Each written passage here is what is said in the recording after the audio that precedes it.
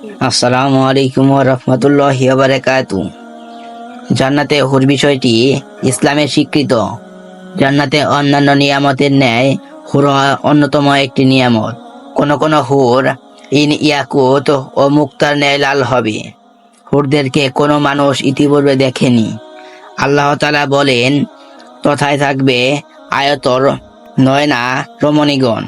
অতএব তোমরা উভয়ে তোমার পালনকর্তার কোন অবদানকে অস্বীকার করবে। সূরা রহমান। হুরেরা এত লজ্জাশীল হবে যে স্বামী ব্যতীত আর কারো দিকে চোখ তুলে তাকাবে না। হুর হবে ডিমের ভিতর লুকায়িত পাতলা চামড়ার চেয়ে অধিক নরম। আল্লাহ তাআলা বলেন, তাদের নিকট থাকবে আয়ত লোচনার তরুণী গান, যেন তারা সুরক্ষিত ডিম। সূরা সাফাত। জান্নাতের হুরেরা সুন্দর লাজুক চোখ বিশিষ্ট, মৌতির ন্যায় সাদা, এবং তাদের স্বচ্ছতা এবং তাদের রং এত নিখুঁত হবে যে সুরক্ষিত স্বর্ণালঙ্কার।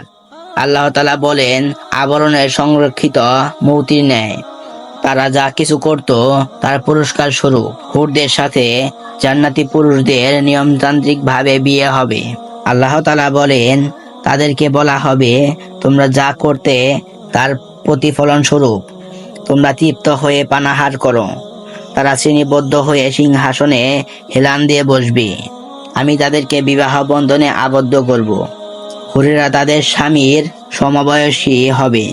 আল্লাহ তাআলা বলেন, তাদের নিকট আয়ত নয়না সমবয়স্ক নারীগণ। তোমাদের এই প্রতিশ্রুতি দেওয়া হচ্ছে বিচার দিবসের জন্য। সূরা সোয়াদ। আনাস রাদিয়াল্লাহু তাআলা আনহু হইতে বর্ণিত, রাসূল সাল্লাল্লাহু আলাইহি ওয়াসাল্লাম বলেন, জান্নাতে হুরেরা সঙ্গীত পরিবেশন করবে। তারা বলবে, আমরা সুন্দর এবং সতী ও সচ্চরিত্রের হুর। আমরা আমাদের স্বামীর অপেক্ষায় ছিলাম। ঈমানদারদের জন্য আল্লাহ তাআলা হুরদের বাছাই করে রাখবেন।